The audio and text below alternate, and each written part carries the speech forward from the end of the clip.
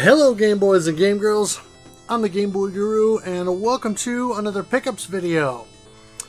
Unlike the last few months, June was reasonably busy and you'll get to see a decent amount here. So let's first start off with just a few odds and ends. I went to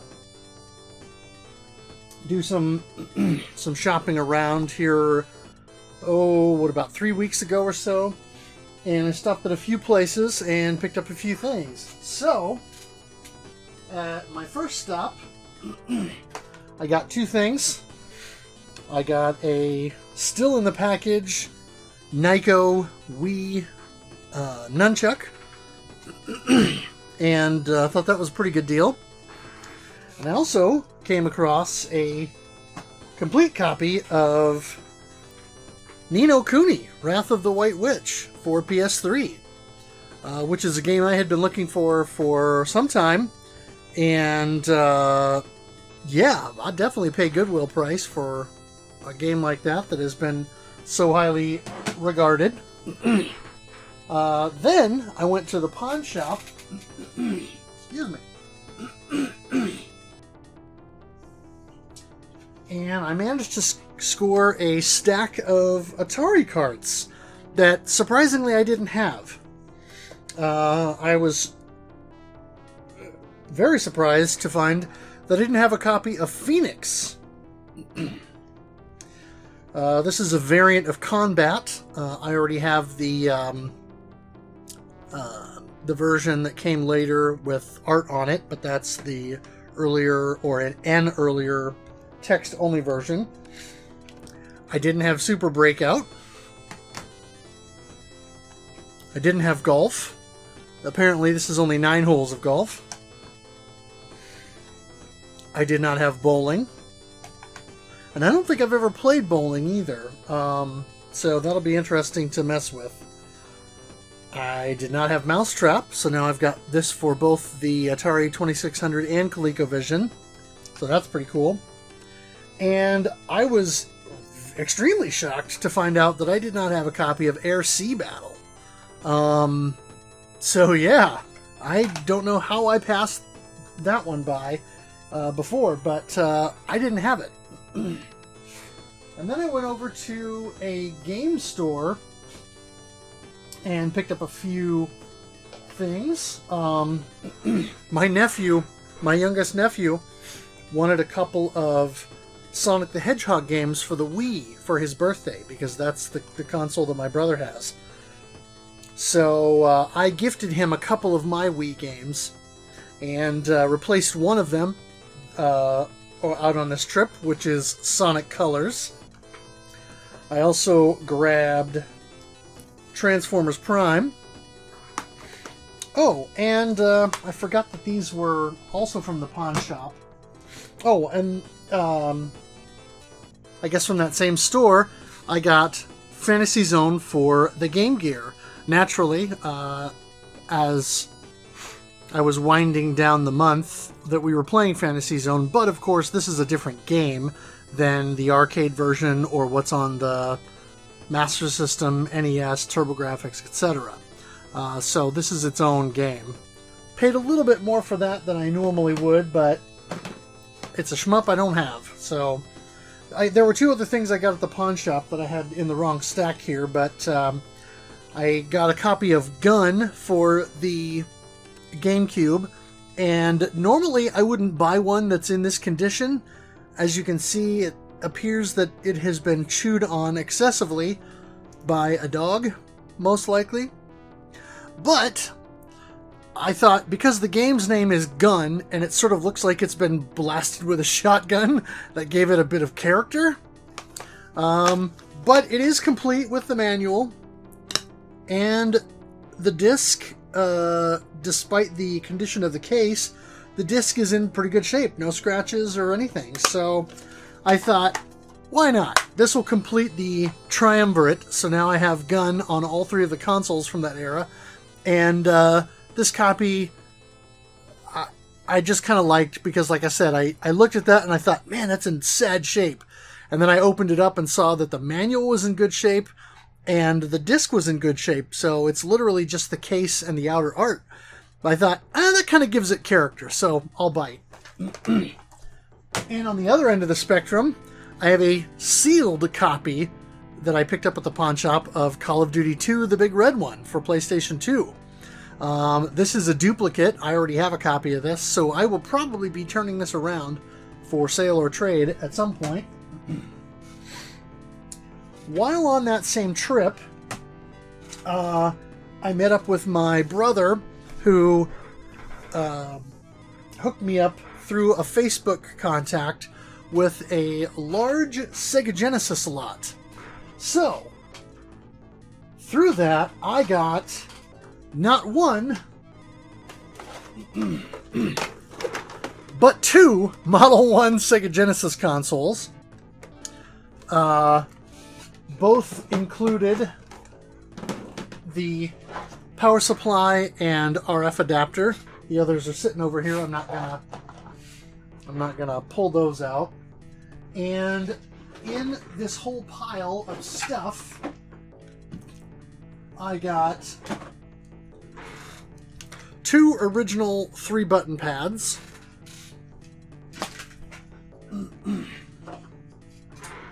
a quick shot pad, which has seen better days, and the D-pad of which feels very bad.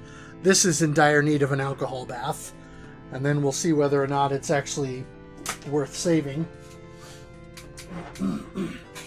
A third-party controller from a brand called High Frequency, which I'm not familiar with, but interesting, almost sort of Batarang kind of look and feel to it, with the little, nubs in there, or notches, or what have you.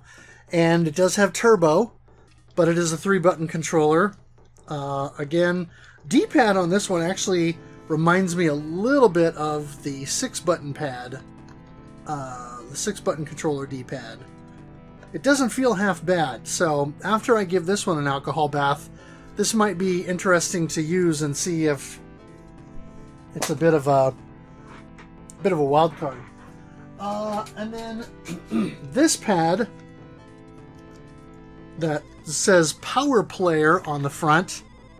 It is this weird sort of purpley blue color, and it has 2 rows of ABC buttons. I have no idea if it's supposed to be a 6-button pad, or if these, like, 1 row is turbo and 1 row is regular. Some of these buttons feel really bad. This red C button feels terrible. The D-pad feels terrible, and that is the tiniest cable for a Sega Genesis or game controller that I've ever seen. So this thing is probably completely terrible, but I kind of dig it because it's completely terrible. So it'll be interesting to play around with this one once again after I give it a severe alcohol bath and clean it up. So in addition to the hardware, I also got some games. So, oh wait, one more piece of hardware here. I got a boxed Team Player adapter. The box is kind of in okay shape, but kind of bad. And anyway, it's but the items in here, the Team Player is actually in there, so that's pretty cool. I already have a Team Player adapter, but getting one with a box of sorts is kind of neat. So hey, why not? Might be able to turn one of them around. Okay, on to the games. I got a stack of games here that I'll go through really quickly because these are duplicates that I'm definitely going to be getting rid of. So I got Sonic 2, Sonic the Hedgehog not for resale, which probably came with one of these 2 consoles, Outrun, which I already have, Earthworm Jim, which I already have, and then both Desert Strike and Jungle Strike. So that is a handful of loose carts. there's also this fun little box. It has Sega Genesis stickers on it that you can see there. And so I'm guessing this was made specifically to handle Genesis carts. It even has, as you can see on the back here, screw holes so that you can hang that up and put that up on the wall. I don't plan to do that, at least not in my apartment, and I probably won't, but there's quite a few games in here.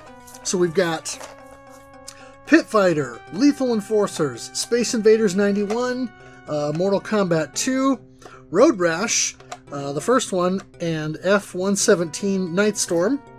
Here we've got NFL Football 94, starring Joe Montana, David Robinson's Supreme Court, ESPN Basketball Tonight, which I didn't even realize that was a thing. Davis Cup Tennis, Tommy Lasorda Baseball, which is cool because that was either a launch title or a launch window title. Sports Talk Baseball. Winter Challenge, one of the Accolade games. Let's see here. Bill Walsh College Football, that's a dupe, so I probably will be selling that. PGA Tour Golf 2, NHL Hockey, PGA Tour Golf, John Madden Football 93, Bill Walsh College Football 95, and Madden NFL 95. So a pretty decent selection of loose carts, and really nice game holder for it. This is in better shape, I think, overall than the...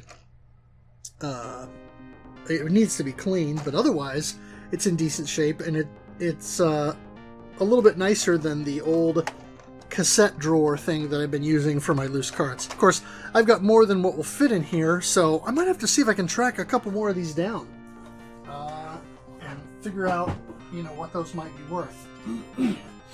Small stack of games here that are duplicates that I'll just go through really quick. I've got Mario Andretti Racing,